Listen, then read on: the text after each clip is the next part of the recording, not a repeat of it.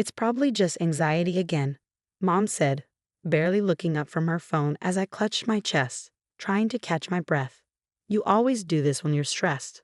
I was 19, and this was the third time this week I'd felt the crushing pain in my chest. Each episode was getting worse, but my parents had mastered the art of dismissal. Mom, this feels different, I gasped, steadying myself against the kitchen counter. It's like someone's sitting on my chest. Dad walked in, coffee mug in hand, rolling his eyes at the scene before him. Olivia, enough with the dramatics.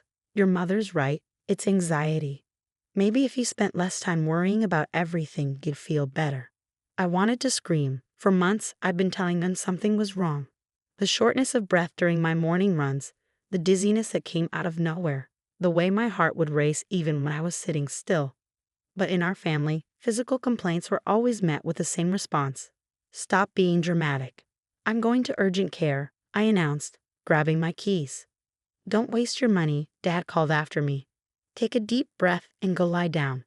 This is exactly why we can't take you seriously. You overreact to everything. I ignored him, walking to my car despite the tightness in my chest. The urgent care doctor listened to my symptoms with a frown, immediately ordering an EKG. Unlike my parents, she didn't dismiss my concerns. Your EKG shows some irregularities, she said, her expression serious. I'm referring you to a cardiologist. This needs to be checked out properly. When I got home, clutching the referral paper, my parents were watching TV in the living room. The doctor says I need to see a cardiologist, I said, my voice shaking. The EKG showed something's wrong. Mom sighed dramatically. Those urgent care doctors just want to run up bills. You're 19, Olivia. What could possibly be wrong with your heart? Your mother's right, Dad added. They're probably just being overcautious because you worked yourself up so much. We're not wasting money on unnecessary tests. That night, lying in bed, I felt the familiar tightness return. But this time, it was accompanied by a shooting pain down my left arm. Terror gripped me as I remembered reading about heart attack symptoms. With trembling fingers, I called my best friend Anna. I'm coming to get you, she said immediately after I described what was happening. Don't argue. 20 minutes later, I was in Anna's car, heading to the emergency room. I'd left a note for my parents, but they were both heavy sleepers. They probably wouldn't find it until morning. The ER doctor took one look at my symptoms and immediately ordered a series of tests. As I lay there, connected to monitors, I couldn't help but think about all the times my parents had dismissed my concerns.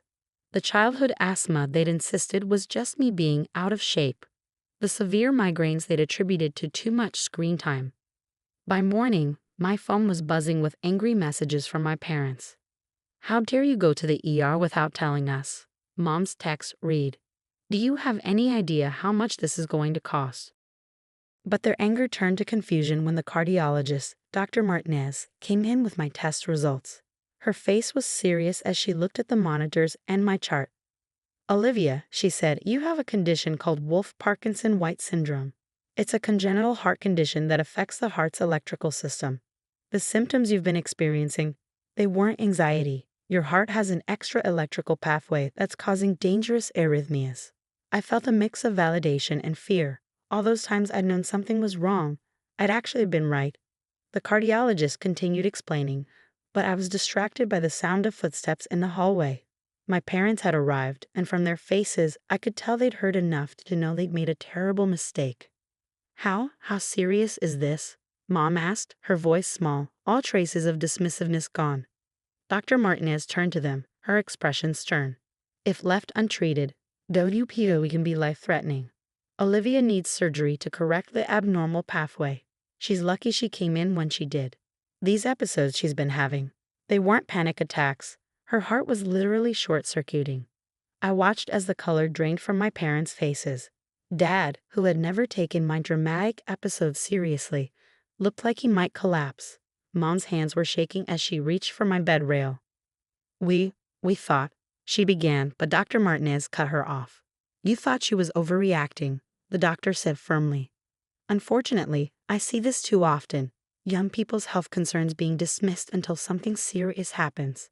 Olivia needs support right now, not judgment. For the first time in my life, my parents were completely silent.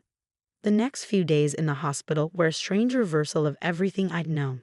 My parents, who had spent years dismissing my health concerns, suddenly transformed into hypervigilant guardians. Mom barely left my bedside, obsessively writing down every word Dr. Martinez said.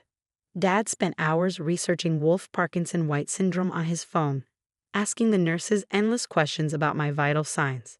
Their guilt was palpable, manifesting in different ways. Mom kept crying at random moments, especially when she thought I was sleeping. "We should have listened," I heard her whisper to Dad one night. All those times she told us something was wrong. Dad dealt with it by trying to take control of the situation, demanding second opinions and questioning every medication the nurses brought. It was almost suffocating, this sudden swing from complete dismissal to overwhelming concern. "The surgery is scheduled for Thursday," Dr. Martinez announced during her morning rounds. "We'll perform a cardiac ablation to correct the abnormal pathway. The success rate is high, but like any heart procedure, there are risks we need to discuss." As she explained the procedure, I noticed Mom's hands trembling as she took notes. Dad had gone completely pale, his usual confident demeanor shattered. "And you're sure this has been there since birth?" he asked, his voice uncharacteristically shaky. "All this time?" Dr. Martinez nodded. DUPW is a congenital condition. The symptoms often become more pronounced in the late teens or early 20s, which explains why Olivia's episodes have been getting worse. I thought about all the warning signs we'd ignored. The time I'd nearly passed out during my high school graduation ceremony, which they'd blamed on me not eating enough breakfast. The countless morning runs I'd had to cut short because my heart felt like it was trying to escape my chest. "You're just out of shape," they'd said. "Maybe if you exercised more regularly." Anna visited that afternoon, bringing my laptop and some books. Unlike my parents, she always believed me when I said something was wrong. She'd be the one to drive me to the ER that night, not questioning my judgment for a second. "Your mom cornered me in the hallway," she said, settling into the chair beside my bed. She was crying, asking if I'd noticed any symptoms they'd missed. I didn't have the heart to tell her about all the times you called me instead of them because you knew they wouldn't take you seriously. I sighed, adjusting my position to ease the pressure of the heart monitors. "They're trying to make up for it now, I guess." "Better late than never," Anna replied, but her tone suggested she wasn't ready to forgive them either. That evening, I overheard my parents talking to Dr. Martinez outside my room. They thought I was sleeping, but their voices carried through the partially open door. "Could this have been prevented if we caught it earlier?" Mom's voice was thick with tears. "The condition itself is congenital," Dr. Martinez explained patiently, "but yes, the severity of these episodes might have been managed better with earlier intervention. The important thing now is to focus on Olivia's treatment and recovery." "We just didn't think," Dad started. "That's right, you didn't think." Dr. Martinez's voice was firm but not unkind. "Your daughter knew her body was telling her something was wrong. She needed you to believe her, not dismiss her." The silence that followed was heavy with realization. Later that night, as I pretended to sleep, Mom sat beside my bed, gently holding my hand. "I'm so sorry, sweetheart," she whispered, thinking I couldn't hear. "We failed you. We were so busy telling you to stop being dramatic that we didn't see you were actually fighting to tell us something was wrong." Dad stood by the window, his silhouette rigid against the city lights. I'd never seen him look so defeated. He'd always been the one to tell me to toughen up, to stop looking for attention. Now he looked like he aged 10 years in 3 days. The next morning, Dr. Martinez came to do final checks before the surgery. As she explained the procedure again, I noticed something had shifted in my parents' demeanor. They were still worried, still guilty, but there was something else now. A determination to do better, to be better. "We'll be right here when you wake up," Mom promised, squeezing my hand as the nurses prepared to take me to pre-op. Dad, who had never been good with emotional moments, simply kissed my forehead, something he hadn't done since I was a little girl. As they wheeled me toward the operating room, I caught one last glimpse of my parents. They stood together, supporting each other, looking nothing like the dismissive, impatient people who had ignored my symptoms for so long. They looked scared, vulnerable, and finally, ready to listen. The surgery was successful, but recovery brought its own set of challenges. My parents, determined to make up for years of dismissal, swung to the opposite extreme. Mom monitored my every breath, and Dad installed a medical alert system in the house despite Dr. Martinez assuring them it wasn't necessary. "Mom, I can walk to the bathroom by myself," I protested 2 weeks after returning home. The doctor said I should resume normal activities gradually. But what if something happens? She hovered nearby, ready to catch me if I so much as stumbled. "What if your heart?" "Then I'll tell you," I interrupted firmly, "just like I've been telling you for months that something was wrong. The difference is this time I know you'll listen." Her face crumpled at that, the guilt still fresh. Dad, who'd been pretending to read the newspaper, set it down with a heavy sigh. "We deserve that," he said quietly. "Every bit of it." During my follow-up appointment, Dr. Martinez reviewed my recovery progress. My parents sat beside me, taking notes and asking questions, actually listening this time. "Your heart is responding well to the ablation," she said, showing us my latest test results. "The irregular pathway has been successfully treated. However," she turned to my parents, "we need to discuss the anxiety issues that may arise during recovery." Mom started to protest, probably wanting to deny any suggestion of anxiety, but caught herself. I saw the effort it took for her to stay quiet and listen. Many patients who've had their symptoms dismissed develop anxiety about being believed when they report health concerns, Dr. Martinez explained. "It's important to create an environment where Olivia feels safe expressing her concerns without fear of being dismissed." Dad shifted uncomfortably in his chair. "We've been reading about that," he admitted. "About how dismissing physical symptoms can cause emotional damage. The support group has been really helpful," Mom added, referring to the online community of DBPU parents they joined.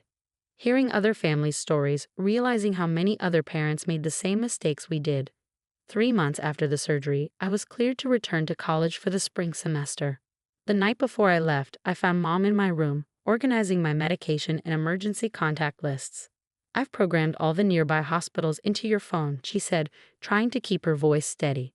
"And I've marked all the 24-hour pharmacies near campus." "Mom," I touched her arm, stopping her nervous organizing. "I'm okay now. You don't have to overcompensate for before." She sat down on my bed, tears filling her eyes. "When I think about how close we came to losing you because we wouldn't listen." "But you're listening now," I said, sitting beside her. "That's what matters." Dad appeared in the doorway, carrying a small box. "Got you something for school," he said gruffly, trying to hide his emotion. Inside was a new Apple Watch with heart monitoring capabilities. "It's not because we don't trust you to know your own body," he added quickly. "It's just an extra tool, if you want it." I hugged him, feeling him relax slightly. "Thanks, Dad." The changes in my family weren't just about medical attention. They started really hearing me in other areas too. When I mentioned wanting to switch my major from business, their choice, to psychology, my passion, they actually listened to my reasoning instead of dismissing it. "You want to help other people whose symptoms have been dismissed," Mom said thoughtfully, "to be the voice you needed. We'll support whatever path you choose," Dad added, surprising me. "We've learned the hard way what happens when we don't listen to you." A year after my surgery, I stood in front of a support group for young people with invisible illnesses, sharing my story. My parents sat in the back of the room, at my invitation, listening as I described the journey from dismissal to diagnosis. "The hardest part wasn't the physical pain," I told the group. "It was not being believed. But I've learned that sometimes it takes a crisis for people to change, to really start listening." After the meeting, a teenage girl approached us with her parents. "Your story, it's exactly what we're going through," her mother said, wiping tears. "We've been telling her it's just stress." I watched as my parents shared their perspective, openly acknowledging their mistakes and what they've learned. Dad, who once dismissed every medical complaint as dramatic, was now earnestly explaining the importance of believing your children's health concerns. "The surgery fixed my heart," I added, "but what really healed was the way my family learned to listen." Sometimes the scariest symptoms aren't physical. They're the ones that show up in relationships when trust has been broken. That evening, driving home, Mom turned to me from the passenger seat. "You know, Olivia, you've taught us more than any doctor could. You taught us that listening isn't just about hearing words. It's about believing, supporting, and respecting someone's experience." Dad nodded from the back seat, "And we'll never stop learning that lesson." I smiled, feeling my heart beat steadily in my chest, strong, healthy, and finally, truly heard.